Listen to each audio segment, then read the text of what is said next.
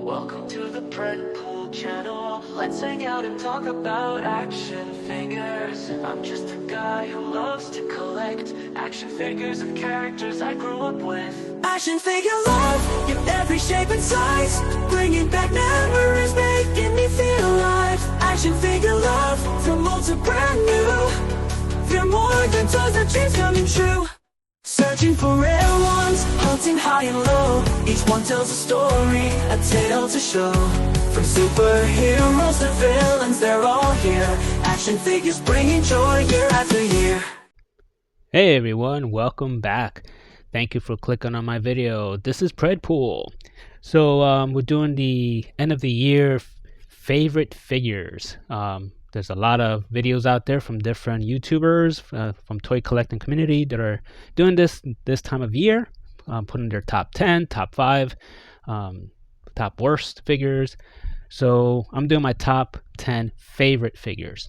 I'm not claiming that these figures that I present are the best figures out there. I have not collected every figure that's out there. So there might be one that's not on my list that you may have that I don't even own, that say, hey, this figure is way better than anything that you have, which, hey, might be true. But these is what I can afford. These are the ones that I liked. So I'm just presenting to you the top 10 figures that I enjoyed collecting this past year. And the factors that are involved with that is price, articulation, sculpt. When I get the figure, that I don't just place on a shelf and forget about it. These are figures that once I kept taking pictures with, I carry around the house, things like that, that I was like, wow, I just can't let go of this figure. And I keep using them for different pictures throughout the year. So yeah, that's just want to give that disclaimer out before I start. And just like most other videos from other YouTubers, I like to kind of give two mentioned figures to that are not part of the list. So with Cyberzoic, the Sabretooth, I got that this year. This has been a fun animal figure to collect. It's got a little bit limited articulation. That's what didn't make it to the top 10. It's got enough, but it could use a little bit more. But it's a very nice figure to collect. And I also want to mention from Skeletron Red Shadow Wolf Trooper. I just got it recently. It's a very nice figure. I'm glad I got it. So I just want to mention these two figures that I don't want to overlook, but they didn't make it to the top 10. But that doesn't mean they're not good figures in their own right. So yeah, just want to give two mentions of these two figures.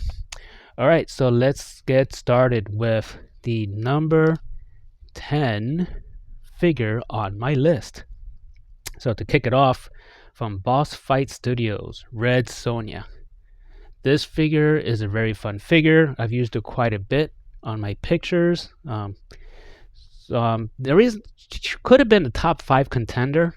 There's a few things with her that like her items that she has to kind of loose, so when you position her, you have to always reposition certain parts of her armor, and they keep shifting around, so you can't always get that picture that you want in a way. And some of her joints are a little bit loose, so that could also be challenging as far as posting. If those things were like an issue for me, she definitely would have been within the top 5 range.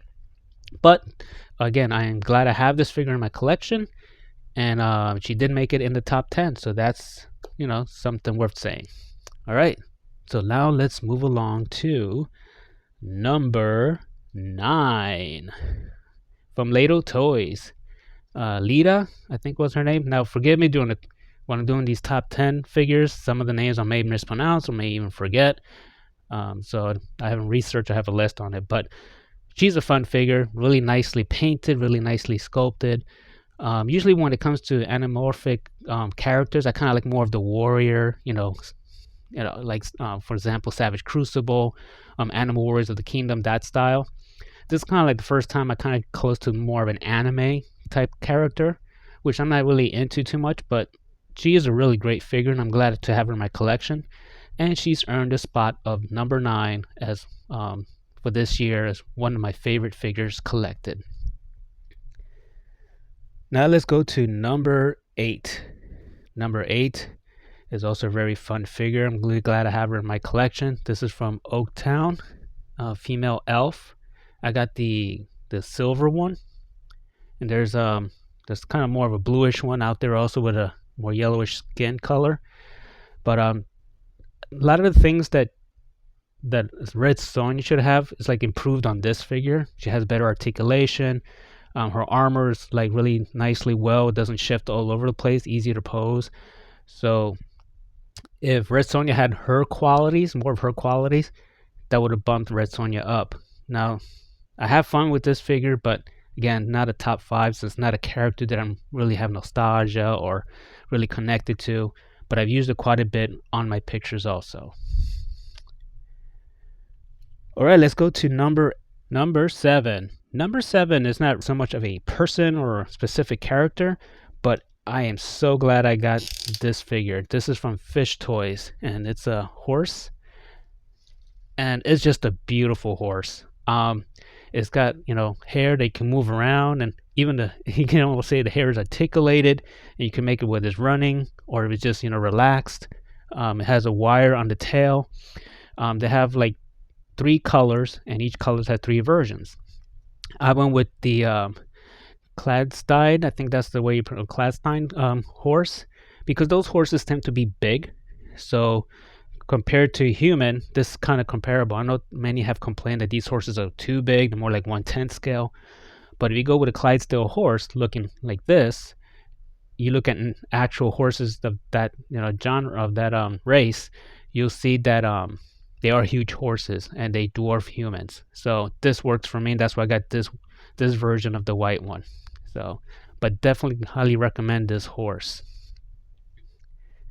All right, so now let's go to number 6. So the horse was number 7. This is number 6 for me, and this is from Valaverse. So here we have Sidewinder from Valaverse, and they had a prior version of them, but this is the Dia de Muertos version. Different color scheme, face painted. Really glad I got this figure. Very fun figure. With Valaverse, they have very solid articulation, very solid figure. A lot of items came with him. Grenades, different types on his legs. So it's been one of those fun figures that I, carry around and, like posing within the house and so forth. So highly recommend this figure too. All right, so we get into the halfway point here. So we're going to come upon now to our number 5 figure. And this one is kind of semi-surprised me. And this is from Hasbro. This will be from Classified's G.I. Joe. And here we have Budo. Budo is such an awesome classified figure. What makes him so cool is that you can make him either modern or you can make him as far as, ancient Japan style samurai, like feudal Japan. So definitely lots of accessories, different armor pieces, 2 different head sculpts, 2 different helmets. I mean, it just comes with, you can army build them, you can make, it's just a wonderful figure. Didn't have any QC issues of arms falling off, rubbery, etc. So even the sword, it's a decent consistency. It's not floppy. It's not like, very rubbery, anything like that. So they did a great job with this character, and I'm so glad to have him in my collection. So he came in at number 5. Number 4 is from Savage Crucible, so from Harbinger Studios, and this is Varnock. And basically he's a barbarian type that I've been wanting to get. Dropped his shield, but he is pretty awesome to have, and I'm glad I finally got him. As of the filming of this video, they still waiting to get more to be shipped so they can sell online. So there, you should be able to get one if you want to sometime after this video. I got mine through AliExpress. I got a really good deal on him. So yeah, he comes with a lot of accessories, different head sculpts, articulation, typical as far as Savage Crucible if you have collected any from their line.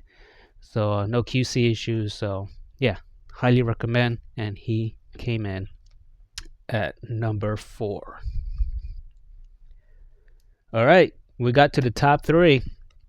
Top three. So coming at number 3. This was unexpected for me because I never thought that from this line I was going to be this enthusiastic from their line. But this is from Big Bad Toy Store, Fresh Monkey Fiction, and this is Eraser. Eraser is such a solid figure. I mean, he's the Invisible Man who does like, psyops, spec ops, infiltration. He's got the wrapped head. He comes with an invisible looking head. His hands, how you can alternate between gloved or invisible. His accessories on his vest, have parts that come and interchangeable. He's just a great figure. No QC issues. Great deco on him. Great articulation. Is in par with Valaverse. It's just that he just has a really cool factor to him.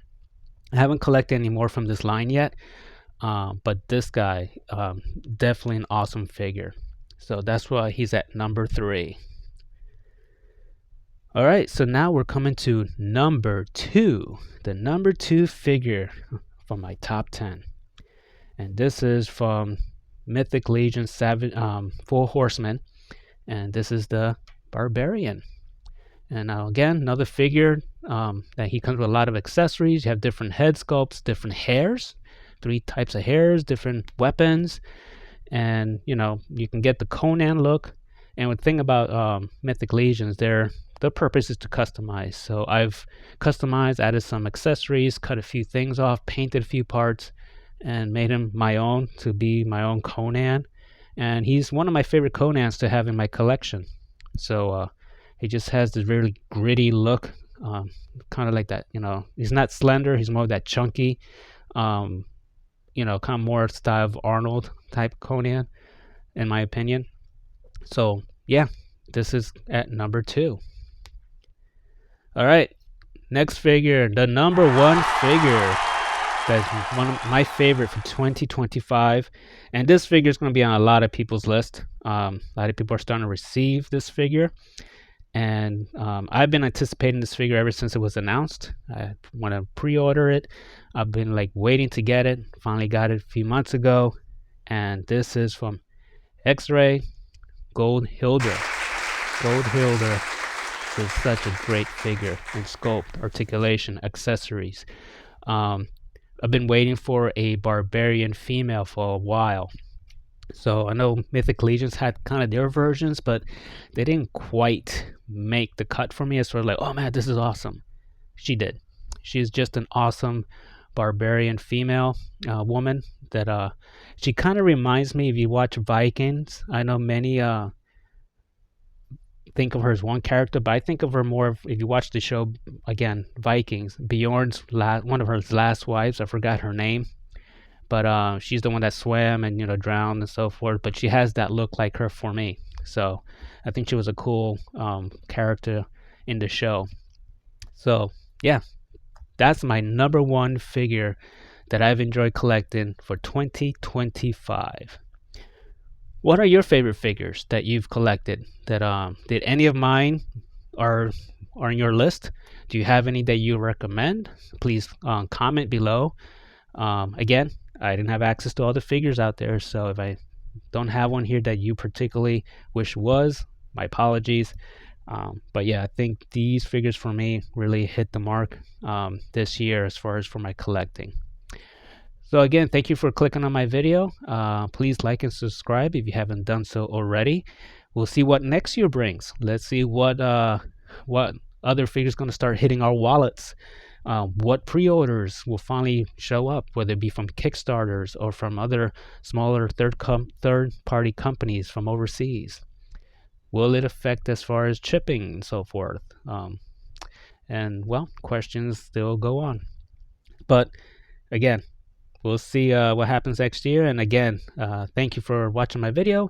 I'll see you guys next time, perhaps in a review. Later.